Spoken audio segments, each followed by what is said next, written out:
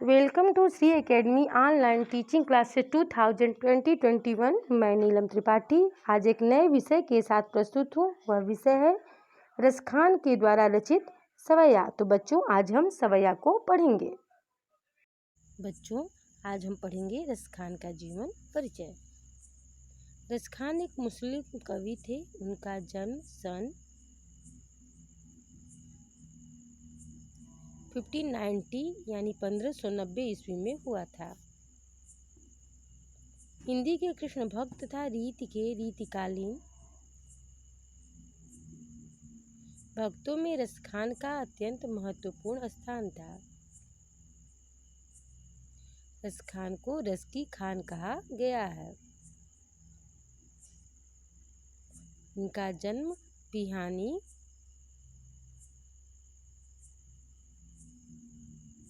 दिल्ली के पास कुछ लोगों के अनुसार माना जाता है और कुछ लोगों के अनुसार पिहानी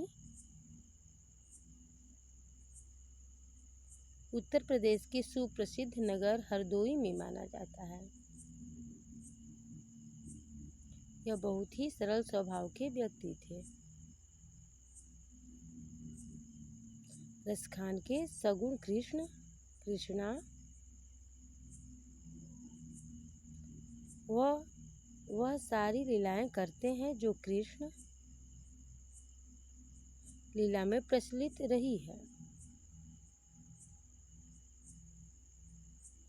यथा बाल लीला, रास लीला आदि। उन्होंने अपने काव्य की समिति परिधि में असीमित लीलाओं को बखूबी माना है। माना जाता है कि इनकी मृत्यु सन 1628 में मथुरा जिले में महावन में हो गई। आइए हम पढ़ते हैं रसखान कवि द्वारा रचित सवैया। मानुष हों तो वहीं रसखानी बसों ब्रज गोकुल गांव की ग्वारन। जौ पशु हों तो कहा बस मेरो, चरों नित्यानंद की धेनु मझारन। पाहन हो तो वहीं गिर को, जो कियो हरि छत्र पुरंदर धारण। और जौ खग हो तो बसेरो करो मिली, कालिंदी कूल कदम की डारन। तो बच्चों, सर्वप्रथम इसके शब्द अर्थ को समझ लेते हैं। मानुष मीन्स मनुष्य, बसों मीन्स बसना, ब्रज मीन्स ब्रज, पशु मीन्स पशु, चरो मीन्स चरा करे, नित मतलब हमेशा, पाहन मीन्स पत्थर, गिरी मीन्स पर्वत, खग मीन्स पक्षी, बसेरो मीन्स बसा करे, कदम कदम का पेड़, कालिंदी मीन्स यमुना, डारण मीन्स डालियां। तो आइए इसके व्याख्या को समझते हैं। प्रस्तुत पद्यांश में रसखान कवि कहते हैं कि हे प्रभु, यदि मैं मनुष्य योनि में पैदा हूँ या जन्म लूँ तो उस ब्रज या गोकुल के गांव में पैदा लूँ जहाँ पर मैं नित्य प्रतिदिन श्री कृष्ण के दर्शन कर सकूँ। जो पशु हो तो कहा बस मेरो, चरो नित्यानंद की धेनु मजारन। और पुनः कहते हैं कि हे प्रभु, यदि मुझे पशु योनि में जन्म देना तो मैं उस नंद की धेनुओं में पैदा हूँ, अर्थात मेरी यही इच्छा है कि मैं नंद बाबा के गायों में जन्म लेकर श्री कृष्ण की प्रतिदिन दर्शन कर सकूं जब श्री कृष्ण गायों को चराने जाएं। तो पुनः रसखान कवि कहते हैं कि हे प्रभु, यदि मुझे पाहन हो तो वहीं गिरी को, जो कियो हरि छत्र पुरंदर धान।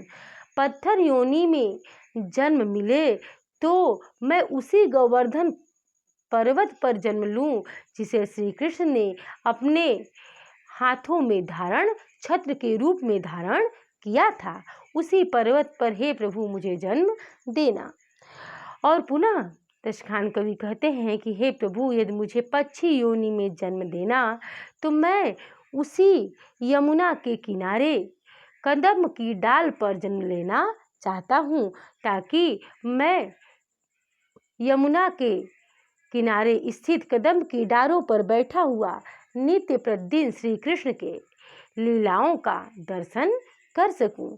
जब श्री कृष्ण लीलाएं करें तो उनकी छवि को मैं निहार सकूं और कृतार्थ हो सकूं। तो रसखान कवि का कहना है कि हे प्रभु, यदि मुझे किसी भी योनि में जन्म देना तो मुझे अपने सानिध्य से दूर मत करना। मुझे जिस योनि में भी जन्म देना, चाहे वह मनुष्य हो या पशु हो या पत्थर हो या पक्षी हो, वह आपके सानिध्य से दूर ना होवे, सब में आपका सानिध्य होवे और मैं आपका दर्शन कर सकूं। और मैं आपके दर्शन से ही अपने को कृतार्थ समझता हूँ। रसखान कवि कहते हैं कि हे प्रभु, आपके सिवा मेरे जीवन में कुछ भी नहीं है, कुछ भी पाने की इच्छा तक नहीं, मैं आपको ही पाना चाहता हूँ। प्रस्तुत पद्यांश में रसखान कवि की सख्य भाव की भक्ति दिखाई गई है, दास भाव की भक्ति दिखाई गई है। यहाँ पे आइए पुनः इस भावार्थ को भी समझते हैं। इन पंक्तियों द्वारा रसखान ने अपने आराध्य श्री कृष्ण की जन्मभूमि के प्रति लगाव को प्रदर्शित किया है। वे कहते हैं कि अगर अगले जन्म में उन्हें मनुष्य योनि मिले तो गोकुल के ग्वालों के बीच रहने का सुयोग मिले। अगर पशु योनि प्राप्त हो तो वे ब्रज में ही रहना चाहते हैं ताकि वे नंद की गायों के साथ विचरण कर सकें। अगर पत्थर भी बन जाएं तो भी उस पर्वत का जिसे हीरे ने अपनी तर्जनी पर उठा, हीरे नहीं अर्थात भगवान ने, हरि ने तर्जनी में उठाकर ब्रज को इंद्र के प्रकोप से बचाया था। अगर पक्षी बने तो यमुना किनारे कदम के डालों में बसेरा करे, और यदि पशु बने तो नंद के गायों में चरे। तो बच्चों, आशा है आप समझ चुके होंगे। आइए हम दूसरी सवैया को पढ़ते हैं। या लकुटी अरु कामरिया पर राज तिहु पुर को तजिदारो, आठों सिद्धि नवो निधि के सुख नंद की गाय चराई बिसारो। रसखान कबो इन आखिन सो ब्रज के बन बाग तड़ाग निहारो, कोटि के एक कल धौत के धाम करील के कुंजन ऊपर वारो। तो सर्वप्रथम बच्चों इसके भी शब्द अर्थ को समझ लेते हैं। लकुटी मीन्स लकुटी, कमंडल, कामरिया मीन्स कंबल, राज तिहु तीनों लोकों का राज्य, आठों सिद्धि आठों प्रकार की सिद्धियां, नौ निधि नौ प्रकार की निधियां, बिसारो मीन्स भूल जाना, आखिन सो आखिन आँखों से, तड़ाग तड़ाग मतलब बाग बगीचा, और तालाब तालाब मीन्स तालाब, कोटि करोड़ों, कलधौत स्वर्ण के बने धाम, कुंजन यानी बांस के बने झुरमुट। तो आइए इसकी व्याख्या को समझते हैं।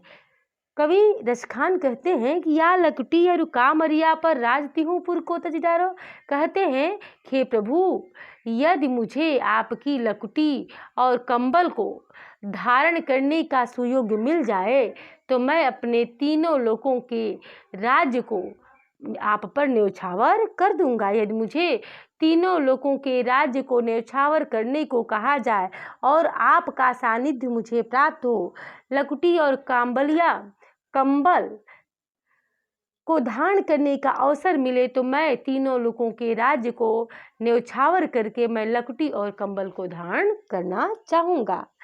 पुनः रसखान कवि कहते हैं कि हे प्रभु, यदि मुझे नंद की गायों में जाना पड़े, नंद की गायों को चराने का अवसर मिले, तो मैं आठों प्रकार की सिद्धियां और 9 प्रकार की निधियों के सुख का त्याग कर दूंगा। पुनः रसखान कवि कहते हैं कि हे प्रभु, क्या कभी ऐसा अवसर आएगा, रसखान कवियों की इन आखिन सो ब्रज के बन बाग तड़ाग निहारो। कहते हैं हे प्रभु, क्या कभी ऐसा अवसर आएगा कि मैं अपने इन आँखों से ब्रज के बन बाग और तालाब को देख पाऊंगा।